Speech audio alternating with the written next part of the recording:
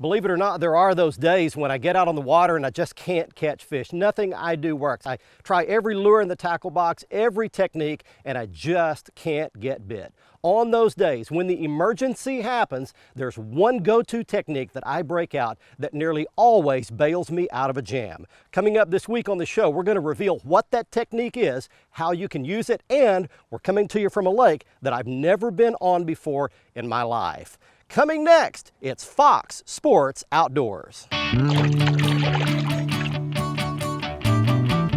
It's time now for your weekly fishing reports and real-time outdoor news from the Southwest region.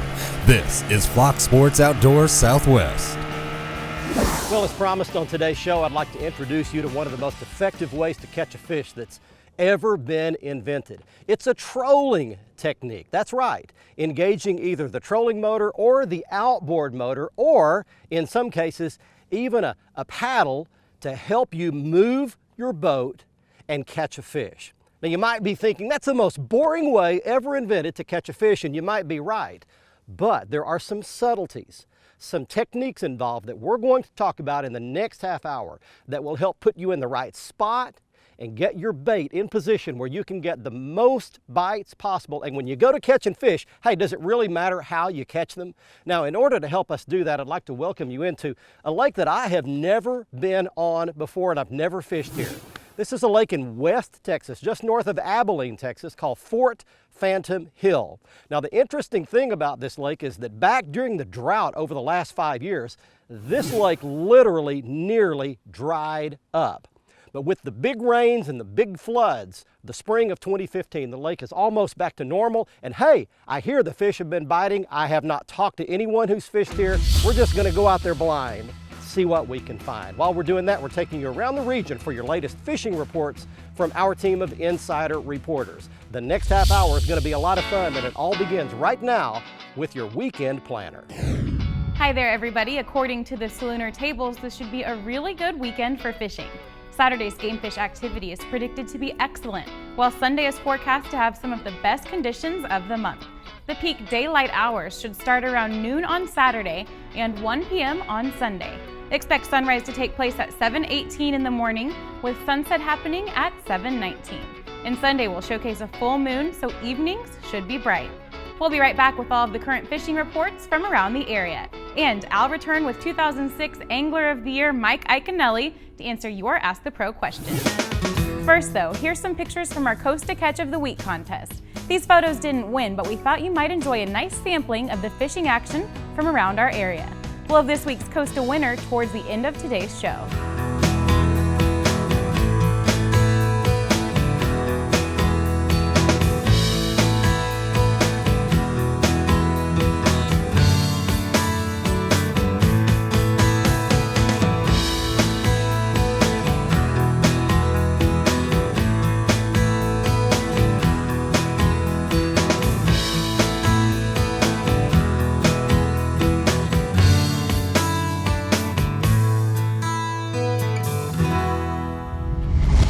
Fox Sports Outdoors is brought to you by Tracker Boats. It's more than just a boat, it's a tracker. By Costa Sunglasses, see what's out there. By Mercury Marine, official outboard of Fox Sports Outdoors. And by Lowrance Electronics. Find, navigate, dominate.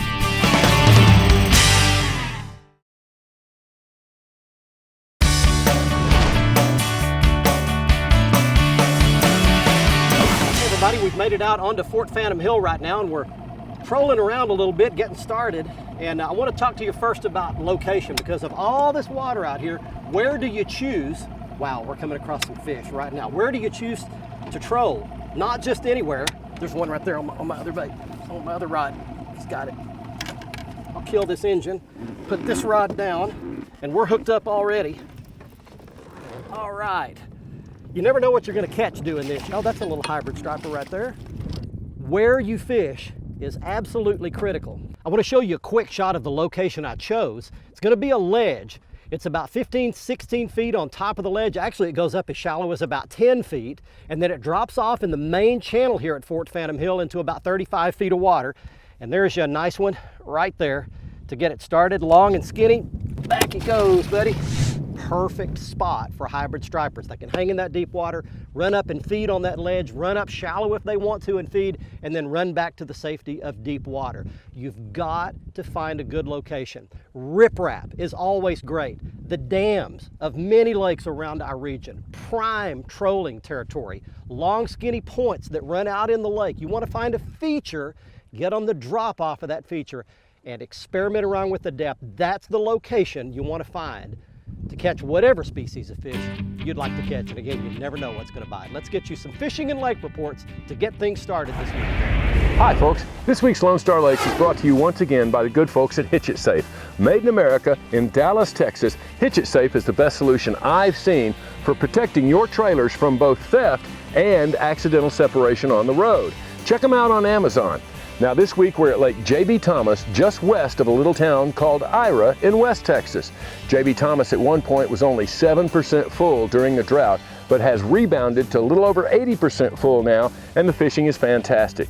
Bass fishermen, try the flooded brush in the mouths of the various coves and creeks. You'll use your top waters early, like your buzzbaits and poppars, then transition to spinnerbaits and Senkos in your watermelon red, Junebug type colors, and your spinnerbaits in white or white chartreuse. And finally, Texas rig, 10-inch worms in a red shad pattern around the deeper points with brush on them will catch you some bass. Your cat fishermen want to go up by the dam, use your prepared and cut catfish baits. That's this week's Lone Star Lakes, brought to you by the best solution in prevention of trailer separation and theft, Hitch It Safe. Now let's check in with Mr. Bill Olson. He's on the coast. Hi folks, this week's report is brought to you by Port Aransas on Mustang Island, the fishing capital of Texas, where anglers enjoy pristine bays, estuaries, 18 miles of surf, and the deep blue waters of the Gulf of Mexico. Plus the local restaurants will even cook your catch come sundown. Come fish and play Texas Island style. For more information, visit portaransas.org. Well, it is official. Fall has arrived on Wednesday, September 23rd.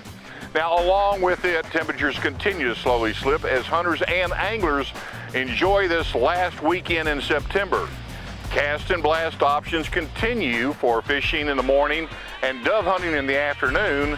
Blast and cast options of hunting teal in the morning and fishing once duck limits are achieved are other good options. Now, bird and trout activity has increased. Specks have started moving up to more shallow water, plus bait is being drawn out of the marshes and back lakes with birds hovering overhead. Look for the mouths of back lakes and marsh drains to be good places to set up and play the incoming or outgoing tides. Game fish will be there waiting for easy meals. The surf remains a good option for anglers fishing the beachfront. Fall action at the jetties and passes is beginning to heat up. Offshore, warm waters are still holding kingfish, AJs, scattered dorado, and red snapper in state waters. This weekend, both Saturday and Sunday have a double tide schedule of 2 high and 2 low tides each day. I'm Bill Olson, and I'll see you on the coast.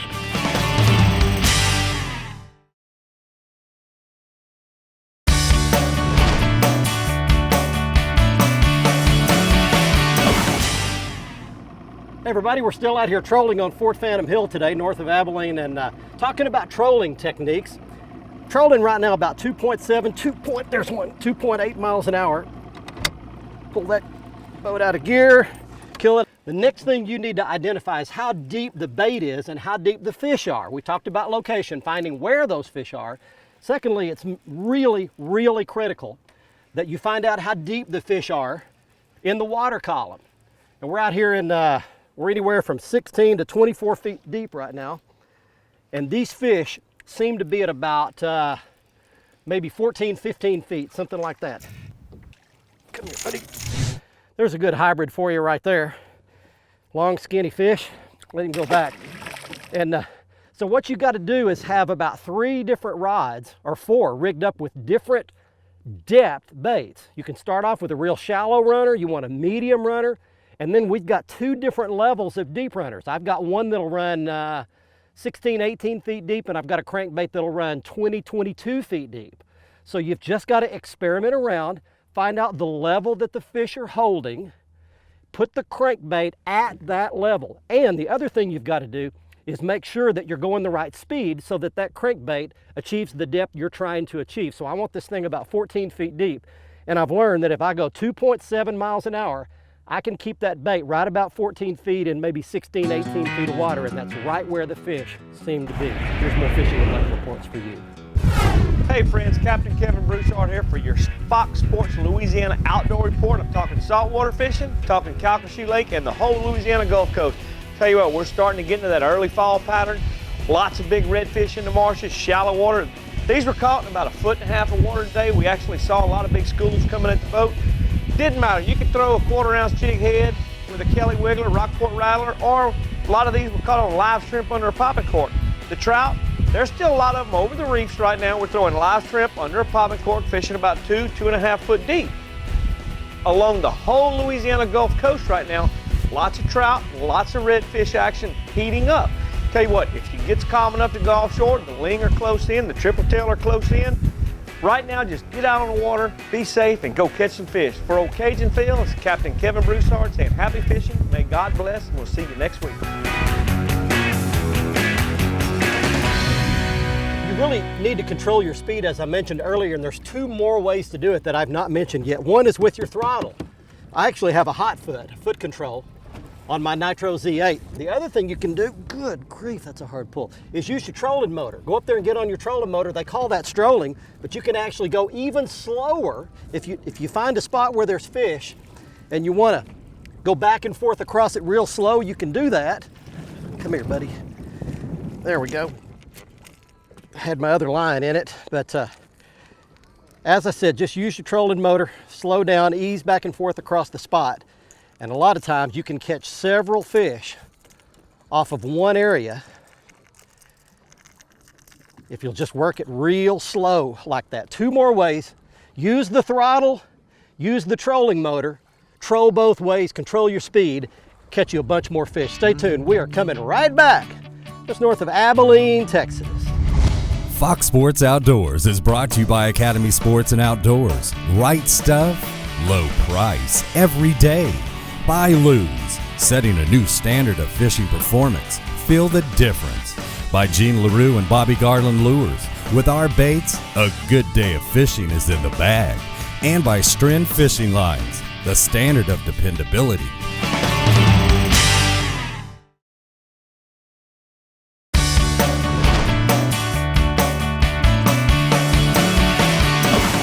You know, the cool thing about trolling along like this and catching them this way is you can actually see them on your sonar before you drive over them with your crankbait, so you pretty much know when you're going to get bit. There's one right there. Just like that. Come up here, that's going to be another hybrid. Whoa, whoa, whoa, whoa, whoa, strip and drag. Big old hybrid. There, I've got him. All right, there's a good hybrid for you right there. All right, that's a big fat daddy right there. We'll let him go back real quick before he stresses. If you want this crankbait to achieve the right depth, you've got to use the right size line and the right kind of line. Here's what I mean. The smaller diameter the line, the deeper the crankbait will go. And I mean a lot of difference. Huge difference between 10-pound line and 20-pound line as to your depth. So you have to experiment around. And if you're trying to get it to really dig deep, you want to use 10 or 12. If you're fishing in relatively shallow water like I am right now, I'm only in 16, 18 feet of water with a big deep diving crankbait. I can get away with a little heavier line, so I've got 17 on here, and it'll still get all the way down to almost the bottom where those fish are. You want to use fluorocarbon line like Stren Fluorocast if you want to get the bait down the deepest you can. Fluorocarbon line is heavier than monofilament. So if you're using a lipless rattle bait for shallow fish and you want that bait to stay up right in the top part of the water column, then you want to use monofilament line. It's more buoyant. It'll hold that bait up. Fluorocast for depth. Stren Original is monofilament line, the best made, and it'll help keep that line closer to the top. Here's more fishing and lake reports for you. Hey, one of our very prettiest lakes here in the state is Lake Tentacular. It's also an excellent fishery. You need to make sure it's on your calendar for this late fall, early winter fishing here in Oklahoma. Now, this day I checked it out, I caught a lot of bass. Yeah, they're small. I caught a ton of small fish. In fact, there's almost every cast for a couple of hours period, but most of them were in that 8 to 10 inch range, and they're pretty much hitting anything I threw in the water. Caught fish on biffle bugs and a hardhead, caught them on a shaky head, caught them on a jig and spoon. Best areas, 6 to 8 foot of water. The water level here is working its way back toward normal. Shouldn't take too much longer to get it there. The water's in great shape. Temperature upper 70 degrees, the clarity about 3 to 4 foot here in the main mid-lake area. I'm sure it's clearer than that as you get down closer to the dam. I stayed pretty close to Pettit Bay, so I didn't wander far from that stretch, mostly here in the mid-lake. I also spent a little time jigging for white bass. Caught this really nice one here, 12 to 15 foot on a break line. And then I spent some time jigging for crappie too. I caught a few of those. Brush piles, 20, 22 feet deep. The fish came from about 14, 15 feet. Caught them on a slab slayer in eclipse color and then also an itty bit and lights out color. Crappie fishing is really starting to heat up across the state. Good reports coming in from many areas. Gary Rose catching them on Fort Gibson Lake. Says he's catching good numbers there, but still a lot of small fish right now.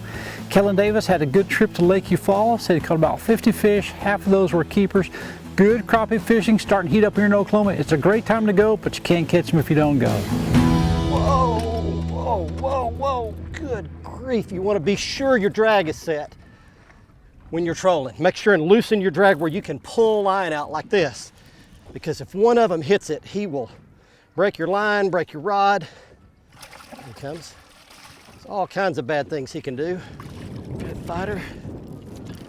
All right, well, it's been a wild day. We've caught a lot of hybrid stripers. Didn't know what we were going to catch today, but wound up catching some really good hybrids. Back that one goes. Thank you, buddy. All right, we'll be back to show you all the baits and everything else. Hopefully, we've given you several tips that will help you catch some trolling fish next time fishing conditions are tough.